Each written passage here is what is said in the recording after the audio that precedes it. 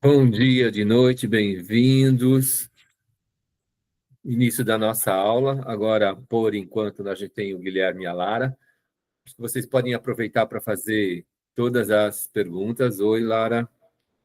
E essa aula vai ser bem parecida com a aula passada, do dia 25, e vocês podem estar perguntando, né? O comecinho é que muda um pouco, que pediram lá dicas para o ENAD, e aí a gente conversa, né, sobre essas dicas. O que eu vou estar dando de dica vão ser dicas mais virtuais, espero que ajude, mas vocês podem comentar aí a estratégia, por favor. Então, eu peço para que vocês perguntem sempre, peçam esclarecimentos, não se acanhem, perguntem mesmo e estejam aqui por inteiros, por favor, porque o nosso olhar para a realidade é sempre enevoado.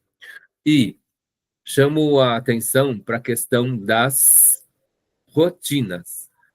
Por exemplo, no autocuidado agora, a postura de cada um, de como está sentado, a questão do ambiente onde vocês estão, se tudo está ajudando e contribuindo para que vocês aproveitem aí esse momento aí dessa aula aqui virtual.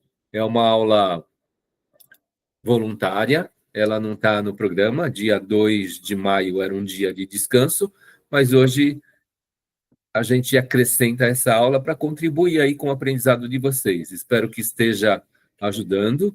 Então, no autocuidado, por favor, vejam aí a questão da postura, né, que vocês possam estar se checando, e aí a gente vai fazendo essa prática aí da melhor forma possível. Tem a questão do autoconhecimento, tem a questão da autocompaixão e sempre aí autoavaliação. Toda avaliação, ela precisa, na minha opinião, levar para uma autoavaliação. E estamos tentando construir competências, né? E vocês já sabem, de cor e salteado, espero, as dimensões da competência, e a gente vai se ajudando aí para que essas competências sejam construídas. Luciene, Camille, boa noite, bem-vindas. Então, a gente acabou de começar e a gente está aí nesses primeiros slides aí. Estamos construindo competência. Então, vamos lá. Reflexões sobre o ENAD. Então, eu não vou escrever nada, mas eu vou pedir para que vocês imaginem e rabisquem aí no caderno de vocês. Uma tentativa agora, nas questões que eu encaminhei, nós vamos ter lá gráficos de barras verticais. E vamos tentar interpretar aí algumas situações, pelo menos duas. Leitura e interpretação de gráficos. Uma barra vertical que represente 67%, onde tenhamos duas desenhadas. Eu quero saber de vocês agora, escrevam aqui no chat ou abram o microfone. Se uma barra representa 67%, a outra barra vertical, ela representa quantos por cento, por favor? Vamos interagir aí.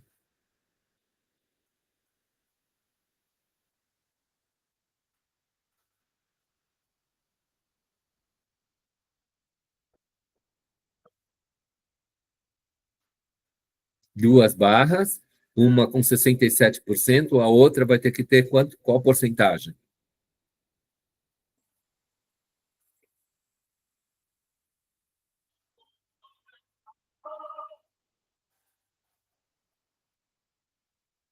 Arrisquem aí, por favor. Caderno na mão, calculadora na mão.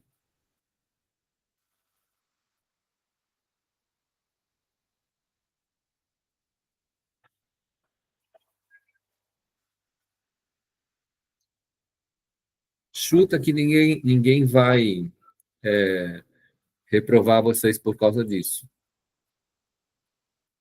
Abra o microfone ou escrevam aí no chat, por favor.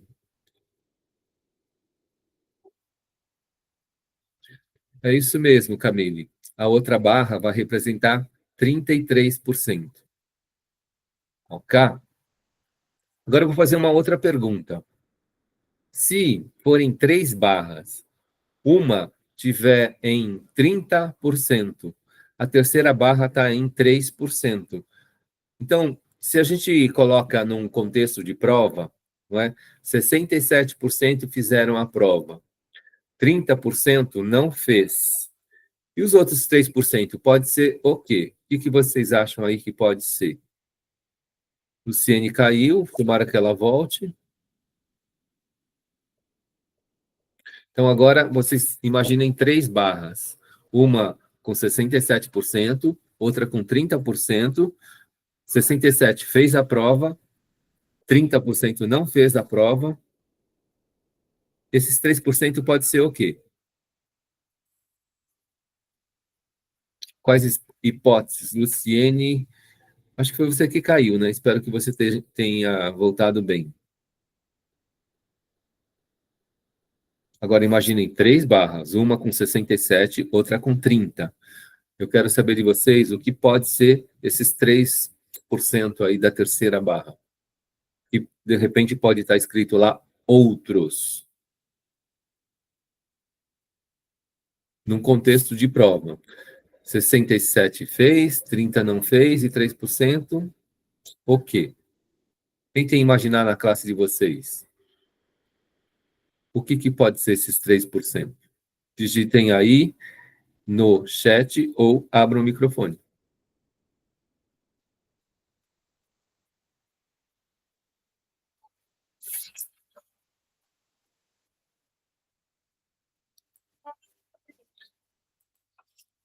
Maria Fernanda, não, Maria Franciele, boa noite, bem-vinda.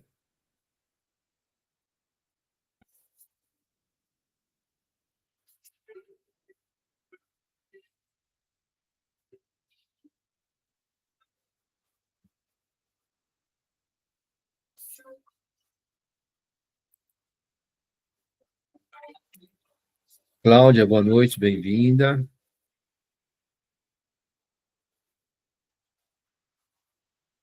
Então, um contexto onde eu tenha 3 barras verticais, uma com 67%, outra com 30%, um contexto de prova. 67% não fez a prova, 30%, 67% fez a prova, 30% não fez, e esses 3%. Essa aula não vai ter chamada, não, Camille.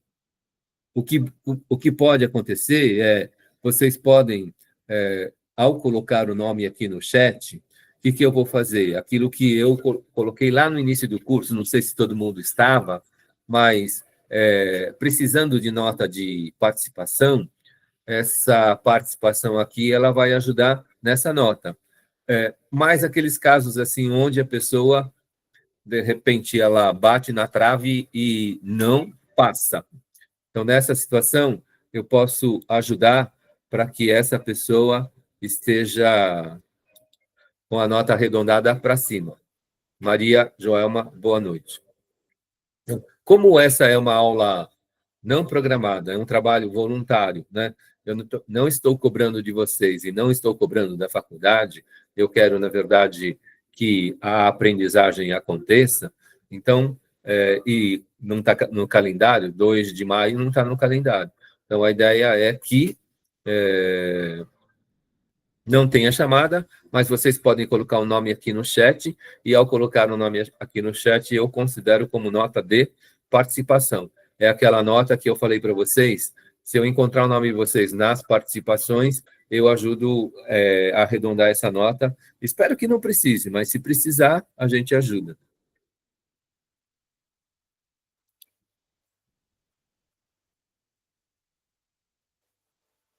Jazia e mais um rapaz, esqueci.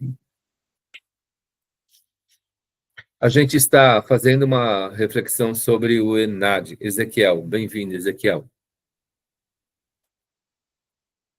E eu encaminhei 2 questões, como eu coloquei lá na aula passada. Nessas 2 questões, a gente tem gráficos de barra e tem tabelas. Aí a gente vai estar explorando aqui um pouco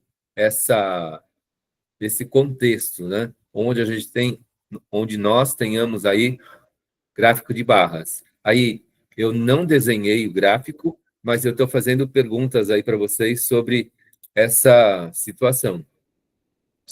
Jéssica, boa noite, bem-vinda. Então é assim, se eu tenho 3 barras.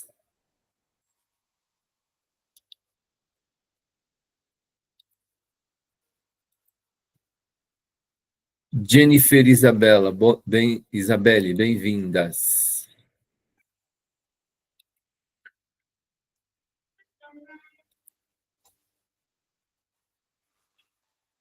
Então, coloquem aqui o nome no chat para ajudar em nota de participação.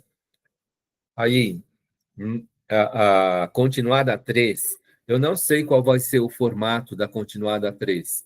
Provavelmente vai ser uma avaliação no Genera, né? Não um quiz como eu fiz, mas uma avaliação. E uma avaliação tipo ENAD, ela tem um contexto e, em algumas questões, tem gráficos para serem interpretados. Então, as duas que eu encaminhei para essa continuada 3, uma tem um gráfico e a outra tem uma tabela. E nas duas são cálculos de porcentagem, cálculos simples de porcentagem.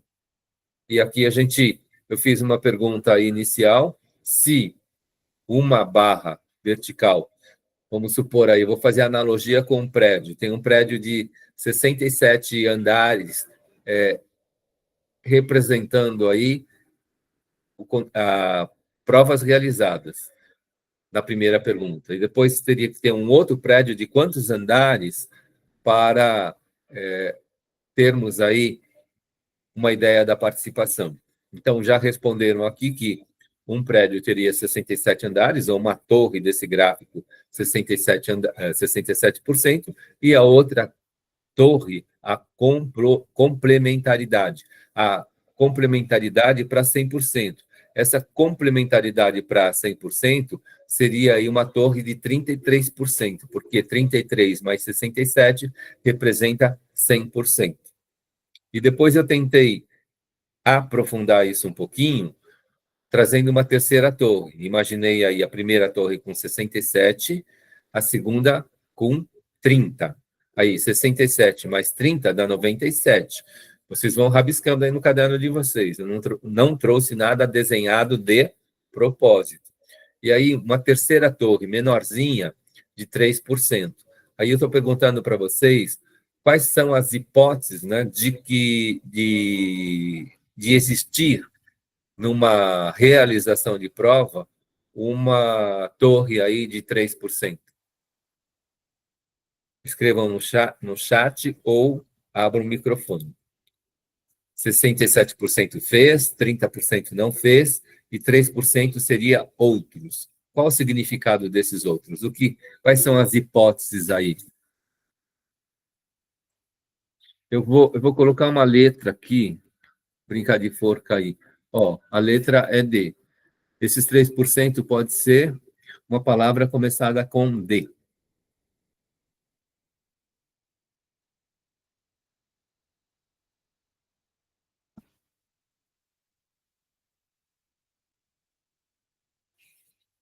Então, eu vou colocar a segunda letra. A palavra começa com D e a segunda letra é E.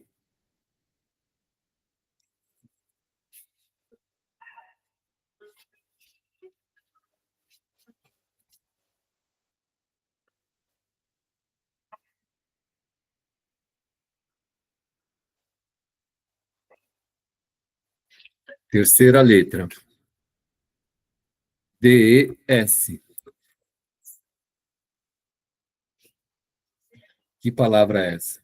A hipótese da terceira torre, de 3%. Em contexto de prova, 67% fez a prova, 30% não fez, e teremos uma terceira torre com outros, e esses outros representam quem, né? Aí eu vou colocar uma quarta letra.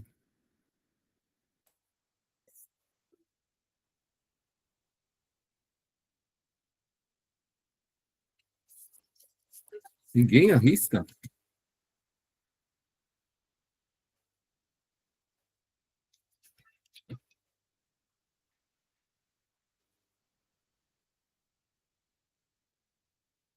Eu vou colocar uma quinta letra aí. O brincadeira de forca está quase enforcando vocês aí. Quinta letra. Quem não colocou o nome no... Não tem chamada, mas quem colocar o nome no chat fica com nota de participação.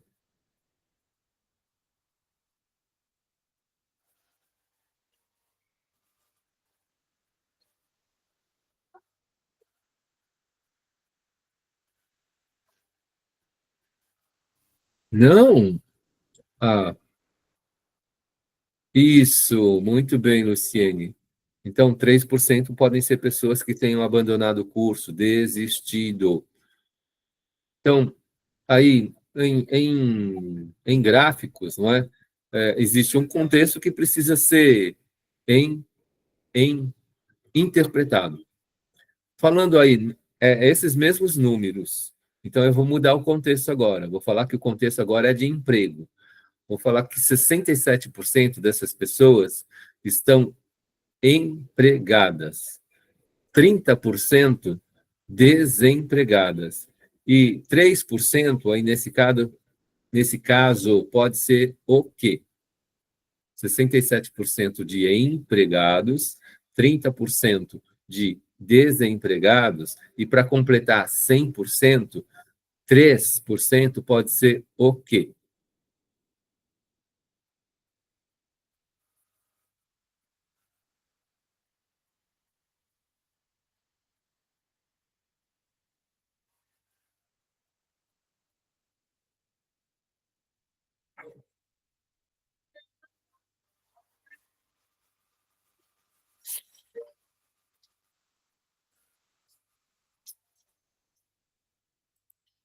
Não procuram emprego por quê?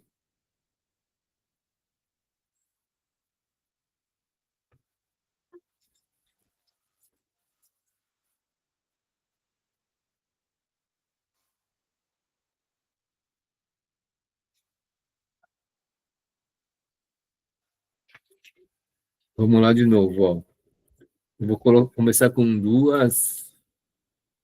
quatro letras.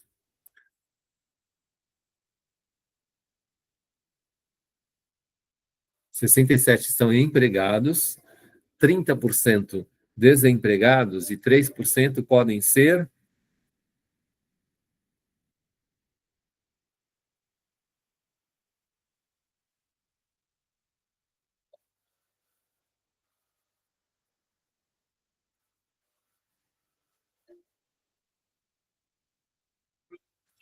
Vou colocar de um outro jeito.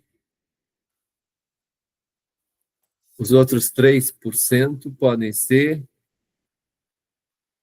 em PR ou negue aí, três letras. Quem arrisca?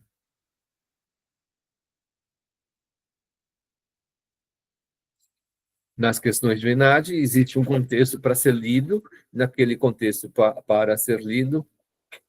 Isso, Isabela, empreendedores. Ou, na outra, a mesma palavra, né? Negócio próprio, que é mesmo sentido. Eliane, boa noite.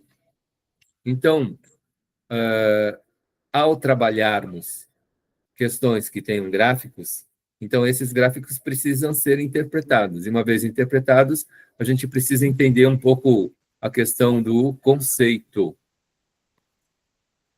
Gabriel, boa noite, bem-vindo. Vamos lá. Agora eu vou falar de tabela. Se vocês quiserem perguntar algo, fiquem à vontade para perguntar, tá bom?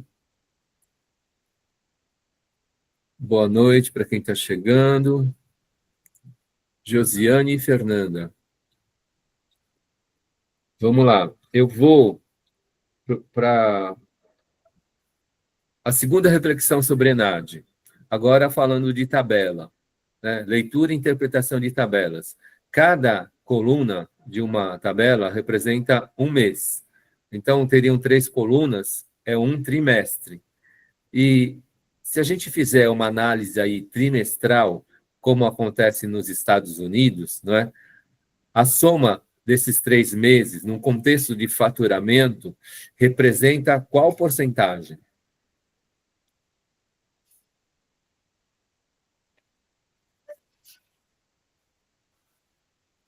Essa é fácil, eu acho, hein?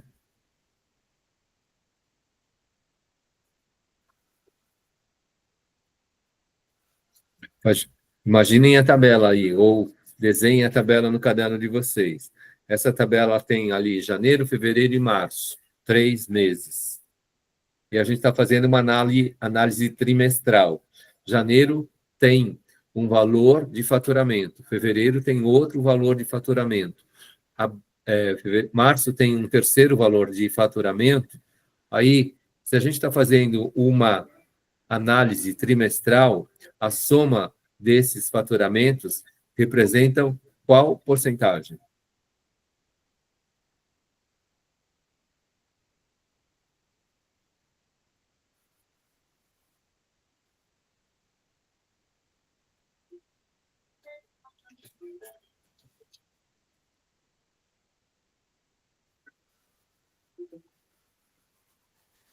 Josiane respondeu. A análise é trimestral. Estou analisando só o primeiro trimestre que acabou.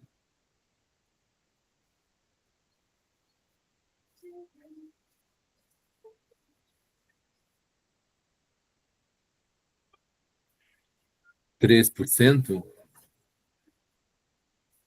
Estou pegando vocês nessa questão, hein?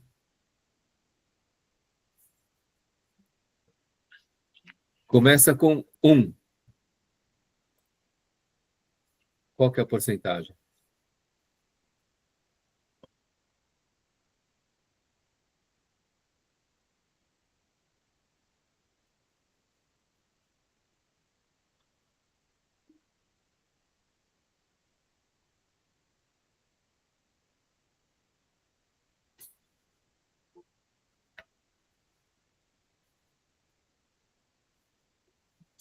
Boa noite, Henrique, bem-vindo.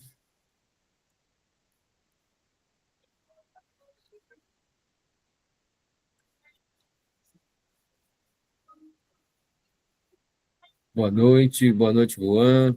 Então, eu não escrevi de propósito, para que vocês possam rabiscar aí no caderno de vocês. Então, a gente já fez a reflexão ENAD 1, agora a gente está fazendo a reflexão ENAD 2.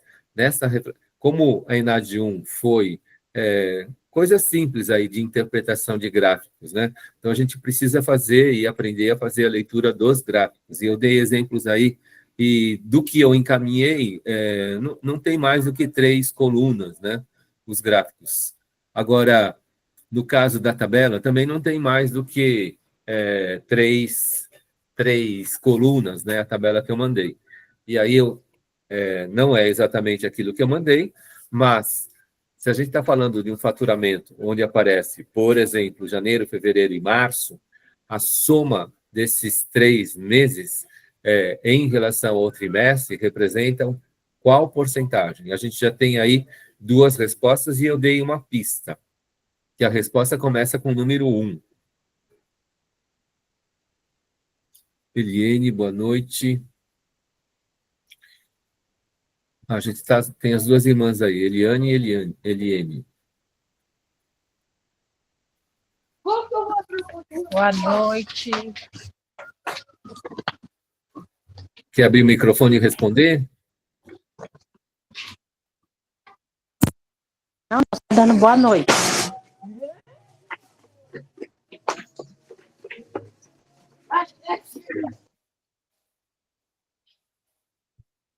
Eu vou colocar 2 números agora. A resposta tem 3.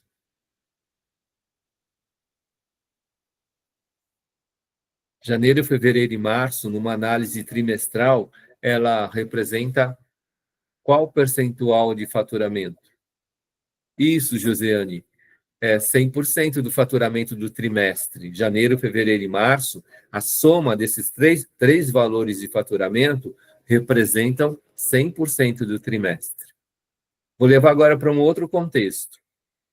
E a resposta é a mesma, né?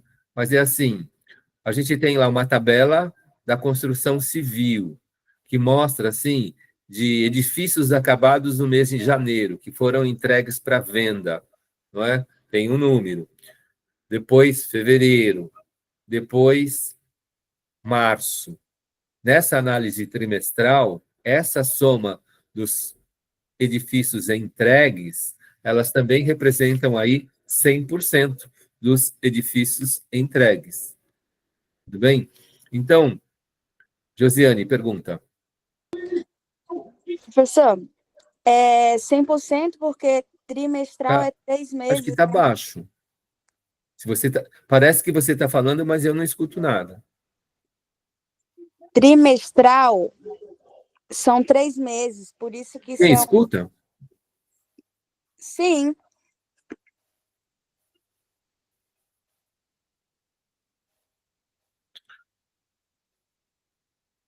Eu não escutei, Josiane. Não sei se, de repente, você quer escrever aqui no chat.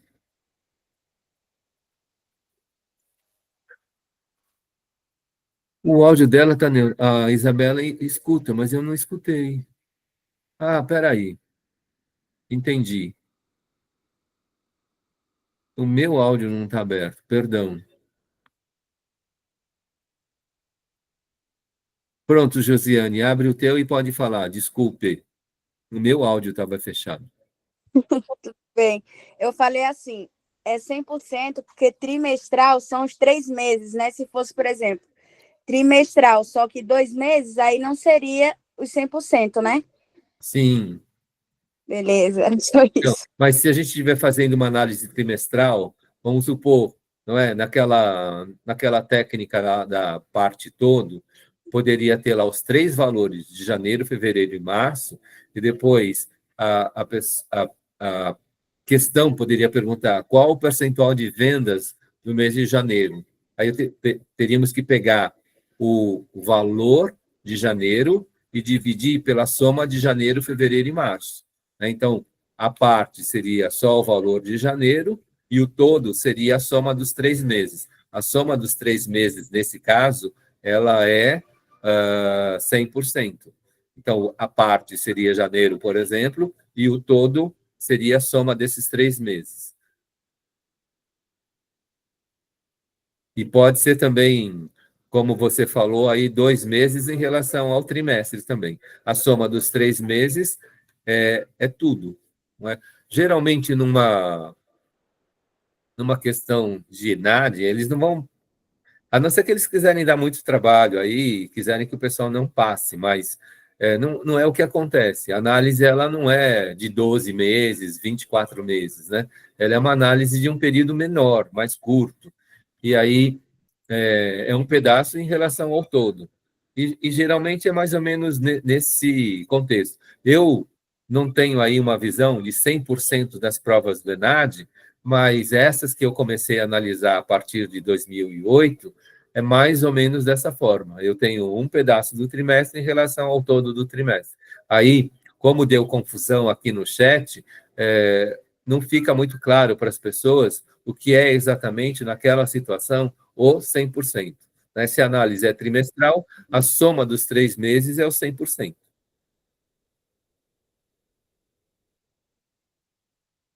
Ficou claro, Josiane? Quer perguntar algo?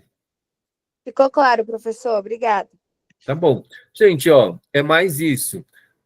Na aula que vem, a gente volta a falar sobre o ENAD. Agora, o que eu vou fazer? Eu vou recapitular novamente aquele início de análise combinatória. Não é? Vocês podem estar perguntando aí. Então, o que a gente já viu, né? A questão do princípio fundamental de contagem, a contagem de anagramas e também a contagem de códigos. E, se der tempo, a gente introduz aí a questão do arranjo.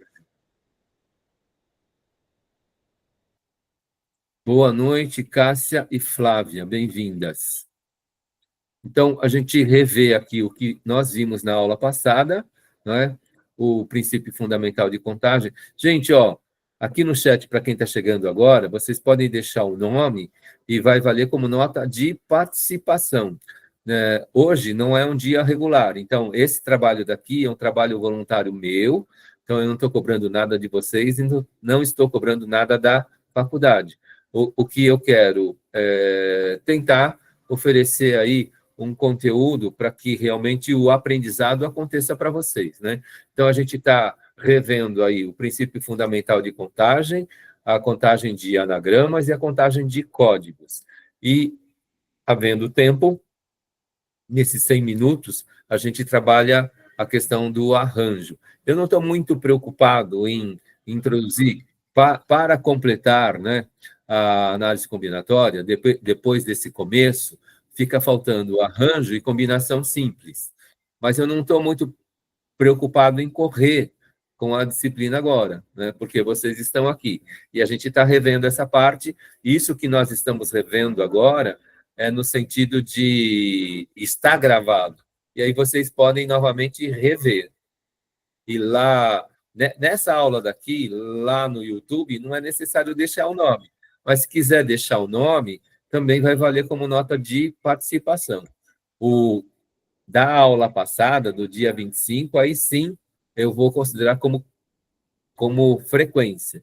Quem abrir o vídeo lá e deixar o nome no comentário, eu vou considerar como presença. O Henrique está perguntando aqui, vamos ver. Combinação simples é bem gostosinha de aprender. Acho que o pessoal vai pegar bem rápido com o senhor explicando. Tá bom, essa é a minha esperança também. Né? Então, esse começo eu acho que é tranquilo. Naquela história do olhar enevoado, até a gente começar a estudar, isso eu falei na aula passada, análise combinatória, a gente tem uma ideia que a gente sabe contar. Né? Então, a gente sabe contar situações que são mais comuns. Agora, contar anagrama, será que a gente sabe? Contar código, será que a gente sabe? Existem aí situações onde a contagem precisa de uma técnica. E na análise combinatória, a gente vai passando essas técnicas aí para que vocês aprendam como contar. E como eu falei também, rever essa aula também é interessante para que vocês possam estar fazendo concursos, se vocês estiverem interessados em fazer concursos. Vou virar de página. Então, essas perguntas eu não fiz na aula passada, mas eu vou fazer agora. Né? Quantos algarismos existem na sequência de números de 0 a 9? Abram o microfone e respondam, ou respondam aí no chat, por favor. Quantos algarismos de 0 a 9 nós temos? Quantos são? Duas respostas diferentes. E as duas não estão corretas. Isso, Josiane, 10. Isabela, 10. Então, os algarismos de 0 a 9 são 10. Isso é importante. Quando a gente constrói códigos, e alguém já respondeu aqui sobre as letras do alfabeto. É isso mesmo? A resposta está correta? Alguém responde diferente? No Brasil, quantas letras no alfabeto nós temos? 25? Temos duas respostas diferentes agora. Qual que é a correta? Apareceu aí uma terceira resposta. Duas respostas iguais e uma diferente. o que é correto, gente? Vamos ver aí. Pronto, 3 pessoas responderam corretamente, é 26. Não é? O nosso alfabeto a gente considera como 26 letras. E quando a gente faz códigos alfanuméricos, perdão, quando nós construímos códigos alfanuméricos, por exemplo, o RA de vocês, ele é um código alfanumérico. Ele é composto de letras e números. Então, toda vez na posição de letras, para cada posição, a gente tem 26 possibilidades de letras. Na posição de números, para cada posição de número, a gente tem o quê? 10 possibilidades de algarismos. E eu falei de possibilidades de letras e possibilidades de números. E o princípio fundamental de contagem, ele diz que essas possibilidades se multiplicam. As possibilidades se multiplicam. Então, o que significa isso? É uma continha de vezes. Nós estamos trabalhando com análise combinatória, a maioria das vezes é uma conta de vezes que a gente faz, uma multiplicação. Henrique, isso tem relação também com programação, professor. Eu conseguiria aplicar esse conceito nas minhas atividades de programação? Então, se você precisar construir aí contagem em códigos também alfanuméricos, né, de combinações, pode ser na linguagem de máquina, a gente tem a linguagem binária, pode ser zeros e uns, e para cada posição pode ser um 0 ou 1. Aí a gente tem 2 possibilidades de escolha. Então, um código de um bit ele tem 8 posições na sua base, e cada posição do bit ele pode assumir um 0 ou 1. Aí a gente, se alguém perguntar aí, um bit, ele tem quantas possibilidades, né, de construção de código binário com 8 posições? Então, dá para aplicar sim, Henrique. Mas isso já é mais antigo, né? Hoje, com a capacidade que a gente tem aí de armazenamento, eu acho que não existe muita essa preocupação. E, por exemplo, a gente pode ter um banco de dados semelhante ao de uma certa telefônica aí que é campeã de registros, né, de pessoas cadastradas. Essa certa operadora, ela tem clientes aí na casa dos milhões, né? O Brasil tem 213 milhões de sujeitos, e a gente pode ter aí a primeira vez que bateram o recorde, era 1% da população brasileira. Hoje, acho que essas operadoras, elas têm no cadastro delas 10% da população brasileira, mais de 20 milhões de códigos. É muito difícil você trabalhar com todos esses códigos aí de uma vez. O que o pessoal faz? O pessoal começa a estratificar. Então, trabalha com o quê? Um extrato desses clientes, um extrato pensado. E aí a gente tem uma base de dados menor para análise. Mas se, de repente, a gente tem aí um supercomputador para estar trabalhando com 213 milhões de registros, não é difícil. O computador ele vai fazer.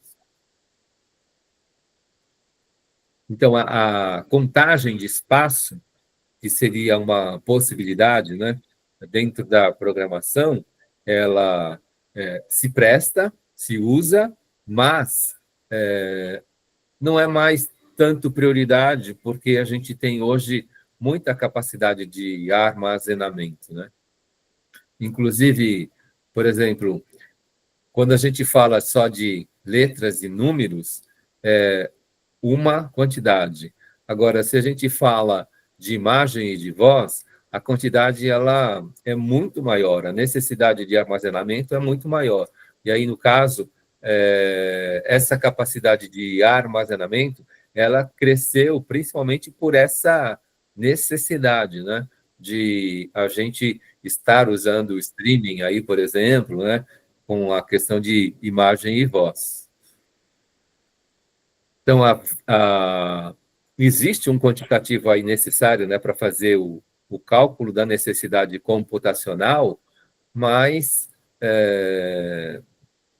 eu não sei se isso é muita preocupação, não, dependendo da realidade que você trabalha.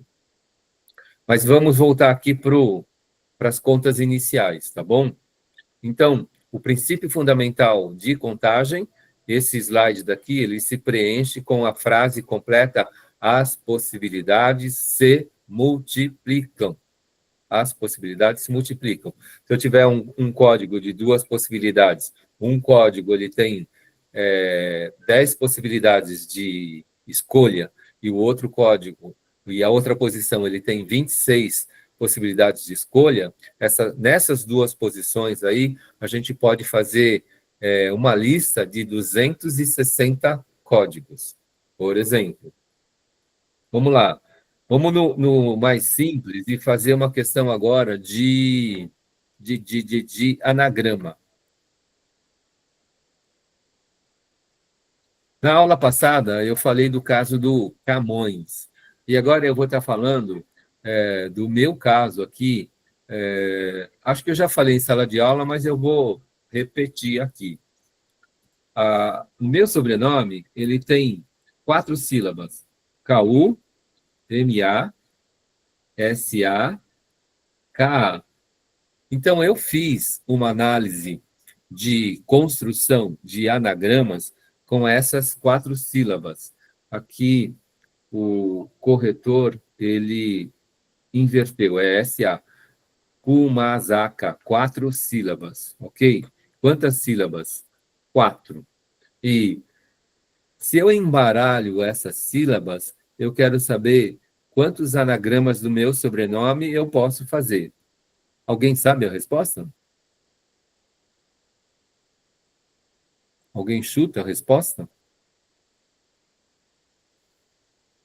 Não é 4. Porque se eu colocar, por exemplo, em vez de começar com KU e começar com KA, inverter a última sílaba com a sílaba KU, eu já tenho uma segunda possibilidade. E só nessa troca eu posso ter as 4 possibilidades que você falou, mas não são só 4, são mais.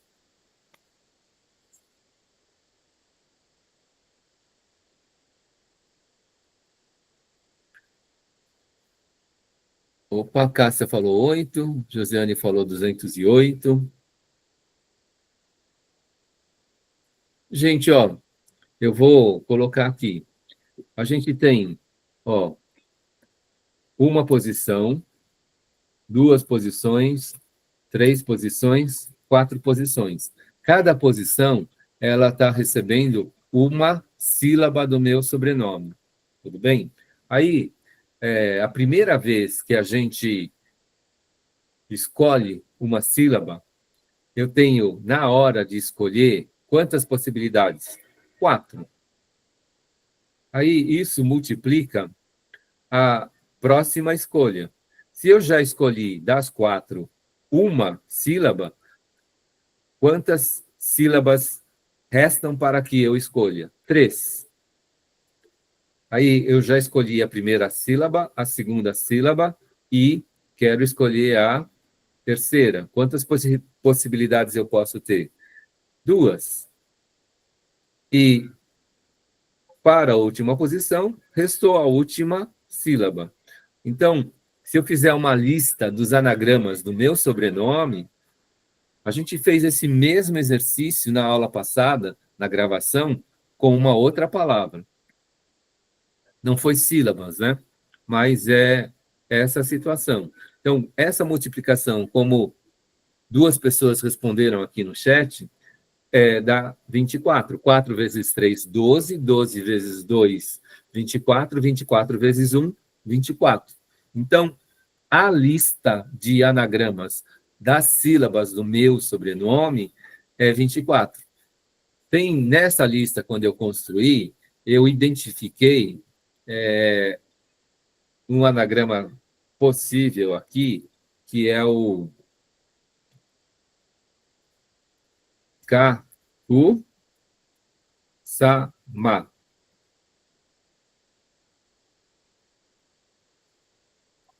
São sílabas do meu sobrenome. Não é? E quando eu vi a lista das 24 combinações ali, eu identifiquei essa daqui, Kaku-sama. E, por exemplo, no meu trabalho de fotografia, eu falo que esse trabalho de fotografia é feito pelo estúdio Kaku-sama. O que é o Kaku-sama no japonês? É a escrita de Deus.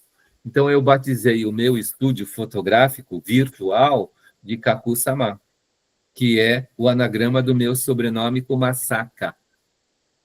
Então, só uma curiosidade. Espero que essa curiosidade ajude vocês fixarem aí a ideia de anagrama. Na aula passada, no vídeo, eu falei sobre Camões, que tinha lá a Caterina, era o amor da vida dele. E ele, na hora de escrever o poema, ele não escrevia o poema para Caterina. Ele escrevia o poema para Natércia, que é o anagrama da palavra Caterine, que era o amor da vida dele. Então, ele fez todos os poemas para Natércia.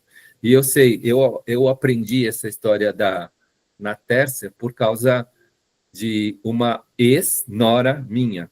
Né? O meu caçula namorava a Natércia, por exemplo. Deixa eu ver se eu coloquei mais um exemplo aqui. Alguém quer fazer alguma pergunta? A Josiane levantou a mão. Pois não. Professor, como que o senhor fez para descobrir esse Kaku-sama? O senhor usou algum aplicativo? Não, como é 24 só, eu construí a lista. Ah, Tem uma técnica que é chamada diagrama de árvores, não é? Então, é assim, o meu sobrenome começa com KU, e aí a gente vai fazendo uma árvore, a gente combina KU com as outras 6 sílabas.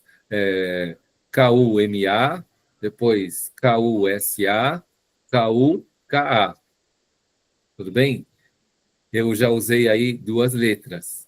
Então, a minha árvore, ela criou 3 ramos. Então, para cada sílaba do meu sobrenome, eu tenho essa possibilidade de ramificar em 3.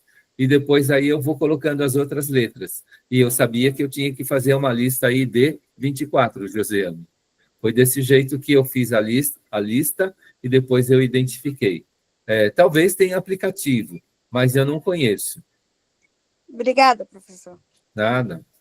Talvez o chat GPT ele faça isso para nós, né? Mas eu nunca testei. Essa parte de anagrama não testei.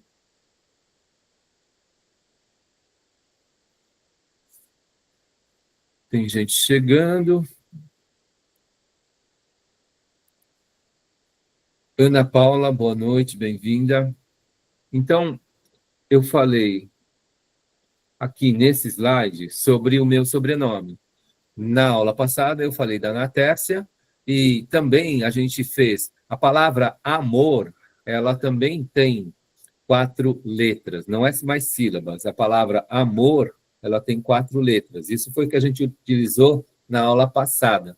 E fazendo o embaralhamento da palavra amor, a gente tem mora, ramo, Omar, e se a gente quiser construir a lista, a gente teria que estar desenhando mesmo isso, né? E porque são 4 letras, é a mesma lógica, 4 vezes 3 vezes 2 vezes 1. Eu teria que estar terminando essa lista de anagramas da palavra amor em 24 anagramas, com 4 letras. No caso aqui do exemplo que eu utilizei agora com vocês, eu embaralhei sílabas. Porque senão eu teria que fazer um anagrama, uma lista de 4 sílabas, de 8, né? Aí seria 8 vezes 7 vezes 6 vezes 5 vezes 4 vezes 3 vezes 2 vezes 1. E aí vai dar, se não me engano, 40 mil combinações. Então, eu, em vez de fazer esse listão de 40 mil, eu fiz um listão de 24. E depois que eu fiz a lista de 24, eu escolhi aquilo que eu considerei. Eu não esperava achar no meu sobrenome Kakusama. Então, eu achei, e eu gostei, e eu uso. Sem problema, Ana. O início da aula vai estar gravado, né? E a gente vai, hoje, tentar terminar no horário, tá bom?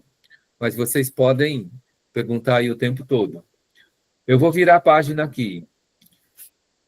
Então, a gente falou de anagrama. Isso é uma revisão da aula passada. Também estava na aula passada. E agora a gente vai falar de permutação. Anagrama é um caso particular de permutação, não é? E a aplicação de permutação é construção de códigos. E tanto para anagrama quanto para permutação, a gente usa, tem essa fórmula que aparece aqui na última linha, que é P igual a N fatorial.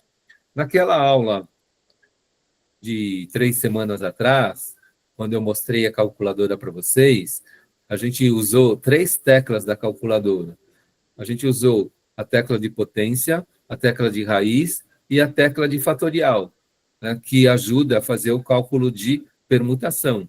Então, essa ideia de permutação, ela pode ser na prova ou nas continuadas aí, utilizarmos a calculadora sem problema nenhum. Agora, se eu tenho a pretensão de fazer um concurso, vou ter que aprender treinar a habilidade para que a gente possa fazer essas contas aí na ponta do lápis, não é? Então, se forem 4 fatorial, é 24. 5 fatorial é 120. 6 fatorial é 720. E assim por diante. São contas que a gente precisa estar fazendo aí na ponta do lápis, se a gente for para um concurso. Podem perguntar, tá, gente? Eu vou virar a página aqui. Eu trouxe aqui a palavra amor, né? A palavra amor é esse caso, tem 4 letras, então o nosso N é 4, aí ficaria assim, 4 fatorial.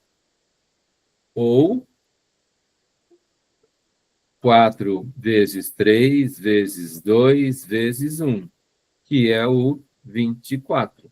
Então, as combinações da palavra amor, elas vão dar 24. Da mesma forma que, no caso do meu sobrenome, eu fiz com sílabas, 4 sílabas.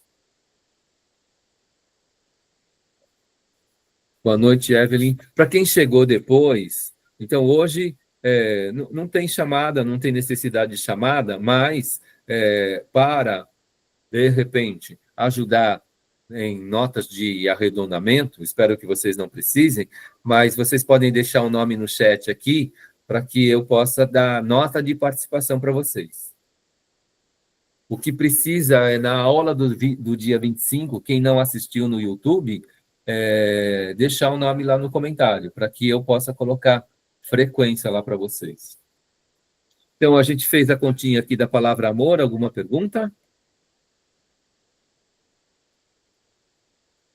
Não? Mas podem perguntar. Olha, já apareceu. Então, eu vou acrescentar aqui, ó, um outro slide.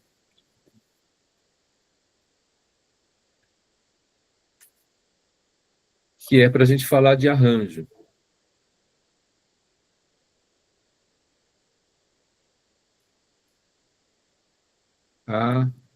Arranjo.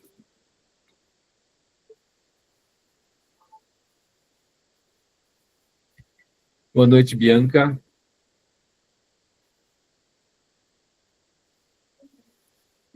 Nesse caso do arranjo, qual que é a ideia? A gente tem tempo para falar de arranjo, por isso que eu estou falando de arranjo. E na aula que vem a gente trabalha. O que a gente já falou? do anagrama e falou da permutação. Então, no caso do arranjo, qual que é a situação? Eu tenho, por exemplo, quatro letras para combinar de duas em duas. Aí é um caso particular. Tudo bem? Aí, qual é a quantidade de combinações que eu consigo fazer combinando de duas em duas, 4 letras? Aí, esse caso que a gente vai ver, o que a gente está vendo aqui, é da matemática básica, são permutação simples, combinação simples e arranjo simples. E aqui, 4 letras para combinar de duas em duas, ele vai dar uma situação assim, arranjo de 4,2. Ele é igual. Como são duas em duas, eu tenho uma posição que se multiplica com a outra posição. Está claro até aqui? Então, 4 letras que a gente combina de duas em duas. Então, é um arranjo 4,2. Então, nesse arranjo 4,2, eu tenho duas posições. E aí, o que acontece? Na primeira posição, eu posso escolher entre 4. Eu multiplico, depois, quando eu for escolher novamente, eu posso escolher entre 3. Então, como as duas posições estão preenchidas aqui, eu vou ter o quê? 12 arranjos. Simples assim. Quem não deixou o nome, coloca o nome no chat para nota de participação. Então, hoje não é frequência e é uma aula de um trabalho voluntário meu e vocês estão participando aí. E eu agradeço essa participação. Esse trabalho só existe porque vocês estão aqui. Eu posso falar de um arranjo 5,2. Nesse arranjo 5,2, a gente também vai ter aqui a primeira posição, porque as possibilidades se multiplicam, que é o princípio fundamental de contagem. Então, quantas possibilidades na primeira posição e quantas possibilidades na segunda posição? Aí, no caso, como eu tenho em 5 letras, eu vou estar combinando de duas em duas, então o que vai acontecer? A primeira vez que eu escolho 5. 5. Que multiplica na segunda vez que eu escolho 4. Então vai ficar assim, 5 vezes 4, 20. Muito bem, Josiane. Você colocou a resposta antes. Legal. Aí, ó, eu vou falar de um arranjo agora 4,3. Nesse arranjo 4,3, eu tenho a primeira posição, que multiplica a segunda posição, que multiplica a terceira posição.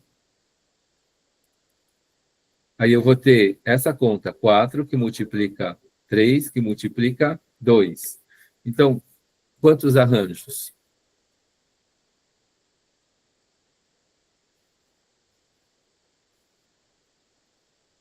Isso, 24. Vou fazer agora o arranjo 5,3. No arranjo 5,3, também é primeira posição, que multiplica valores da segunda posição, que multiplica valores na terceira posição.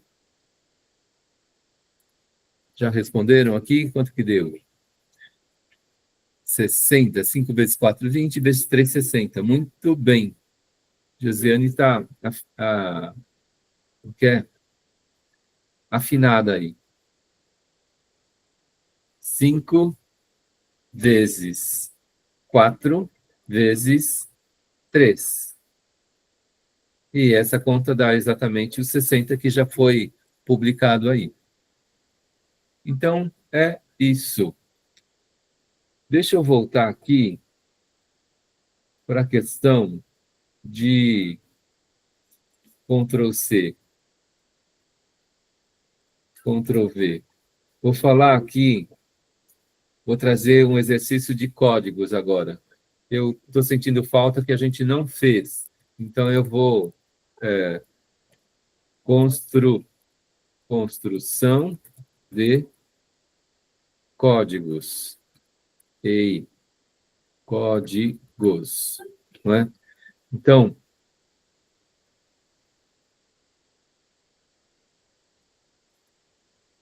códigos numéricos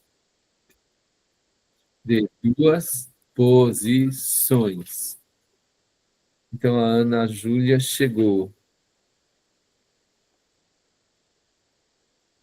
Boa noite, Ana Júlia. Então, código numérico de duas posições. Então, eu tenho uma posição, as possibilidades se multiplicam, e duas posições. Então, primeira vez que eu escolho um número, os algarismos de 0 a 9, então eu posso escolher, como nós já vimos, né, de 0 a 9, tem 10 possibilidades. Que multiplica, esse código, ele pode, na hora de construir códigos, eu posso usar também, na segunda posição, todos os algarismos. Não tem restrição de eu não utilizar nenhum. Então, de novo, agora eu tenho 10 possibilidades de escolha. Então, se eu tenho um código de duas posições numéricas, eu vou ter aí 10 vezes 10, 100 códigos. Tá claro aqui, gente?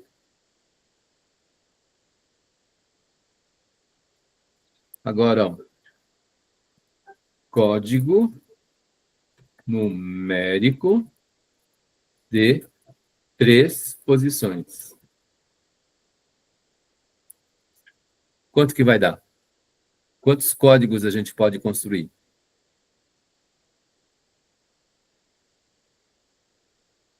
Isso, Josiane, 1000. Então, na primeira posição, eu posso colocar todos os algarismos de 0 a 9. Na segunda posição, eu posso colocar de novo todos os algarismos de 0 a 9. E na terceira posição, eu posso colocar de novo todos os algarismos de 0 a 9. Então, se eu coloco na primeira posição todos, vai dar 10. Na segunda posição, mais 10. Na terceira posição, mais 10. Aí, a multiplicação de 10 vezes 10 vezes 10 vezes 10 vai dar 1000, como já foi respondido.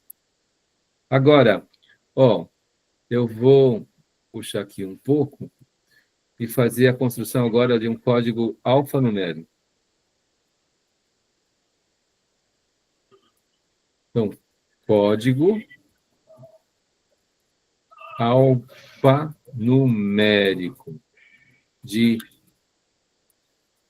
3 posições. Aí é uma letra e 2 algarismos. Então, o que eu vou ter aqui? De novo, primeira posição, que multiplica a segunda posição, que multiplica a terceira posição.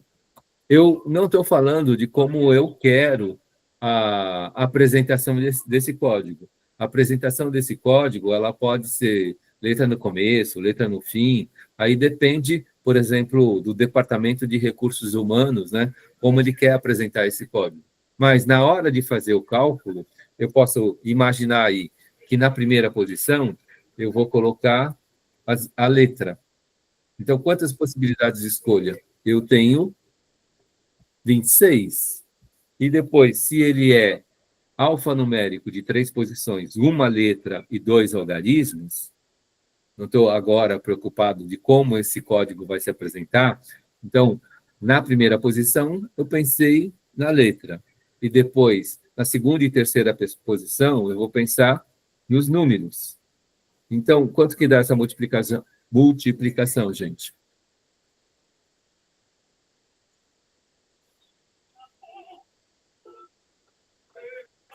Vocês estão com a calculadora na mão.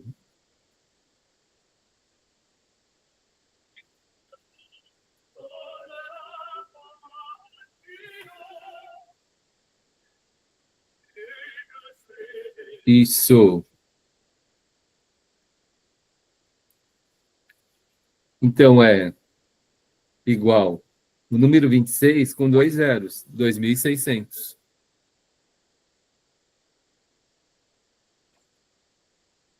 Eu vou pegar esse slide aqui e vamos fazer mais códigos. Ctrl C.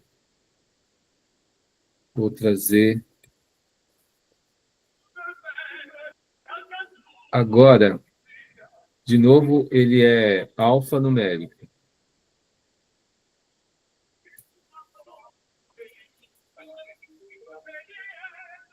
De 4 posições agora.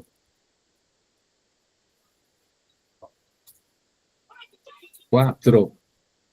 Aí, em 4 posições, eu vou pensar e com vocês aí,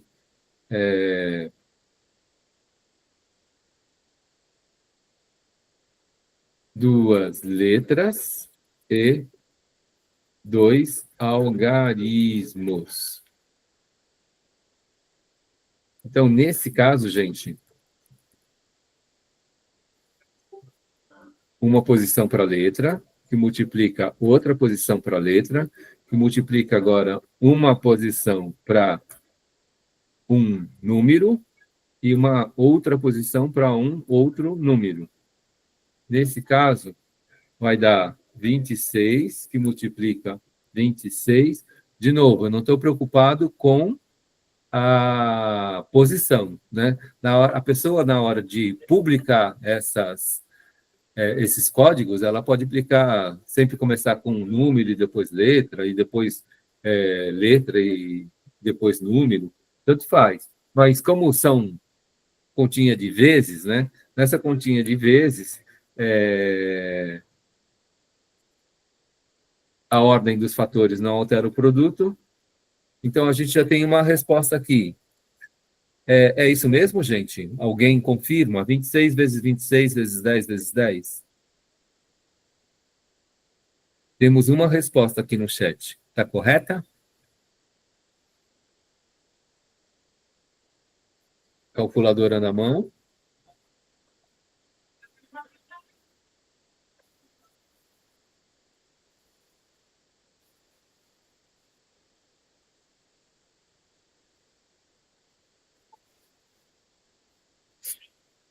Duas respostas.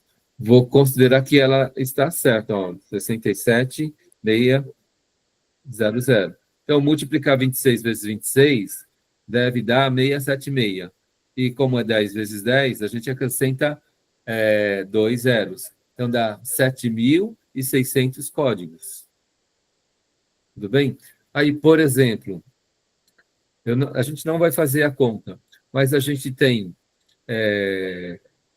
no código anterior de emplacamento de veículos no Brasil, a gente tinha 3 letras e 4 algarismos.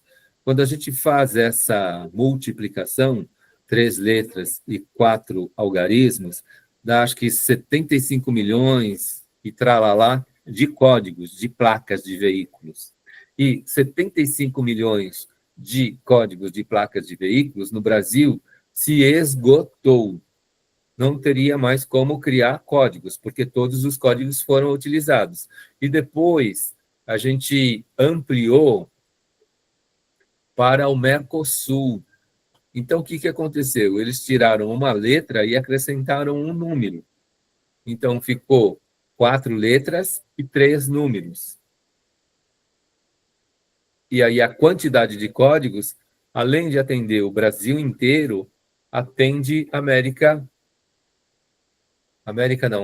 os países do Mercosul. Então, a quantidade de códigos é nesse sentido. Se vocês trabalharem aí numa empresa que ela tem a pretensão de trabalhar com todos os lares do Brasil, ela precisa uma quantidade de códigos aí na casa dos milhões. É como acontece também com a situação do boleto bancário.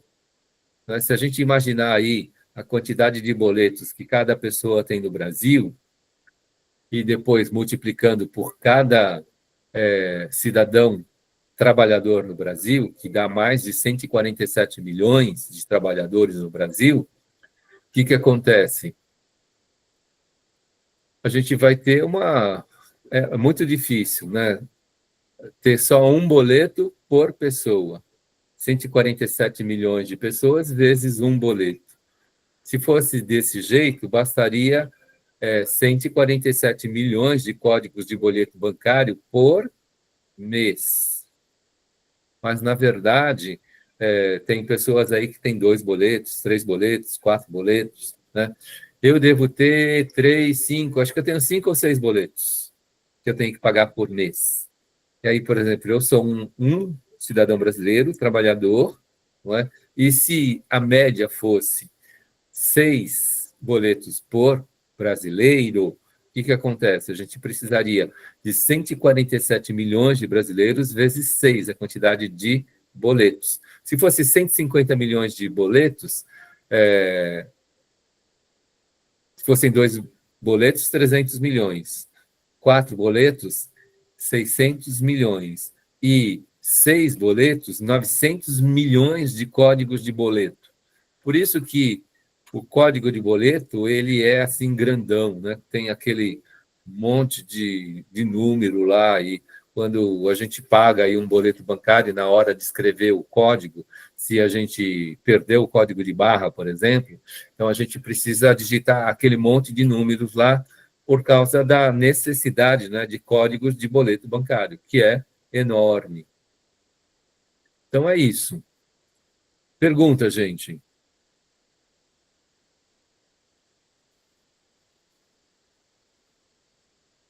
Deu para falar de arranjo? Voltando aqui um pouco do que eu coloquei lá como proposta no início, né? Rever o princípio fundamental de contagem, a contagem de anagramas, a contagem de códigos, que eu cheguei a falar, mas não tinha exemplificado, a gente exemplificou agora no final, e a gente introduziu o arranjo. E para terminar a análise combinatória, fica faltando o quê? Fica faltando combinação simples.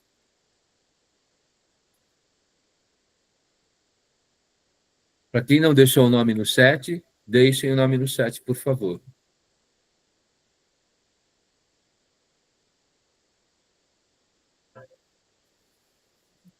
Que mais? Acho que é isso. E essa matéria, né, de análise combinatória, ela é uma matéria de avaliação conclusiva. Lá na primeira semana de junho, mais ou menos, a gente vai fazer a avaliação conclusiva. Nesse mês de maio, vocês fazem a continuada 3 do ENAD. A gente continua falando aí sobre as questões do ENAD na sala de aula, e depois a gente conclui, né, a análise combinatória. E depois acho que já dá para começar a parte de revisão. Revisão para quê? Para a parte de avaliação conclusiva. Em termos de matemática básica, é isso. Espero não ter assustado ninguém e a gente possa ter se ajudado aí, e o conhecimento de matemática básico para todos vocês, eles fiquem assim bastante claro, né? E com essa base, a gente tem esperança de que para os próximos módulos vai ficar mais tranquilo.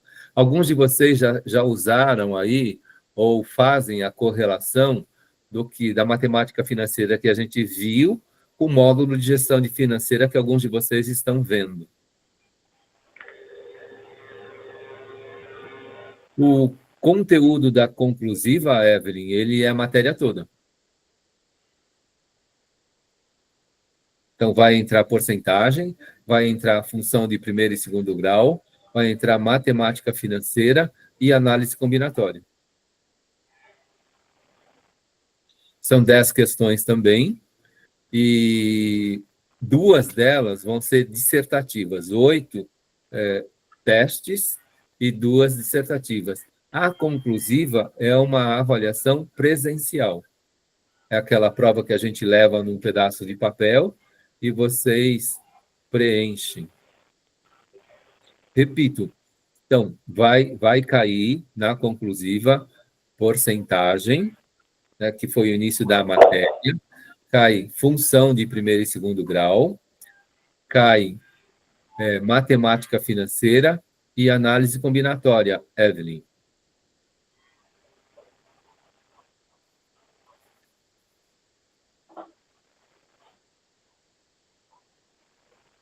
Dez questões. Então, se vocês já sabem fazer porcentagem, na hora de fazer porcentagem na conclusiva, de 1 a 2 pontos. Na hora de fazer função, se vocês já têm dessas questões que a gente já treinou, também mais 1 ou 2 pontos. E depois, na questão de matemática também, financeira, vocês aí também têm de 1 a 2 pontos. E depois, análise combinatória, isso que a gente está trabalhando. 8 questões objetivas, que são para escolher a alternativa A, B, C ou D, e 2 dissertativas, Evelyn. A minha dissertativa, na verdade, vocês não precisam demonstrar a conta, mas precisam acertar na publicação da resposta. E a gente está treinando aí publicação de resposta já há algumas aulas, né? De nada, Ana Paula. Está sendo gravada assim. E dá para rever. Essa é a vantagem, né? Henrique, quer perguntar algo? Você colocou uma exclamação. Ou é uma interrogação?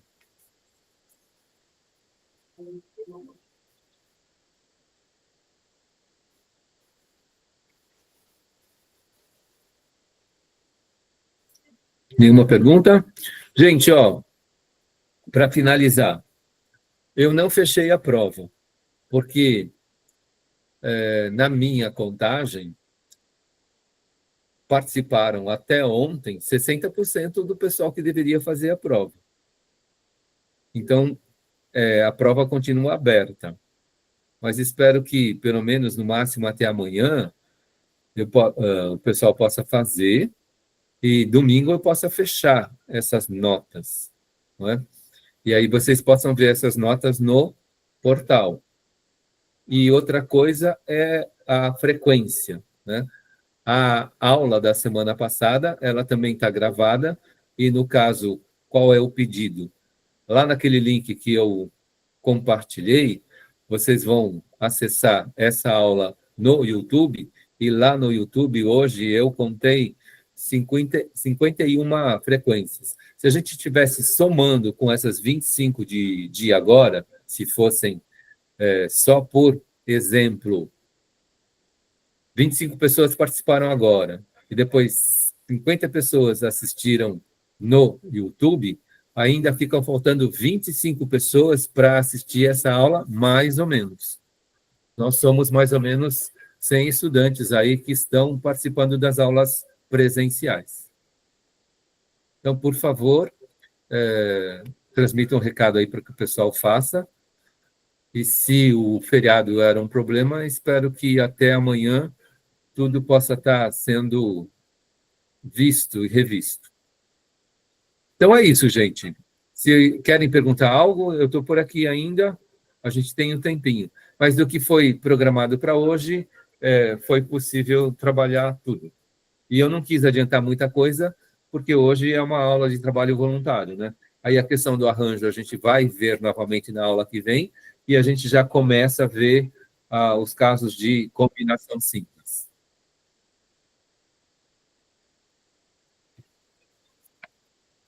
Rodolfo, boa noite, bem-vindo. Anderson Rodolfo, deixe teu nome aqui no chat, por favor. Mas a gente já está encerrando a aula, viu, Anderson? Aí você vai ter oportunidade de ver essa aula no YouTube. Ou acessar o link do YouTube pelo Genera. Boa noite, está ok, professor?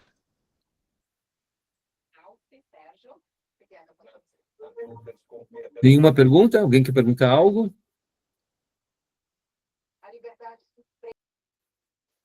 Então, eu agradeço a participação de todo mundo. Estou encerrando aqui a gravação, mas eu continuo ainda por aqui. Obrigado. Tenho aí um bom restante de final de feriado. Tenho sábado inteiro, domingo inteiro. E até sexta-feira que vem. Obrigadão aí, gente.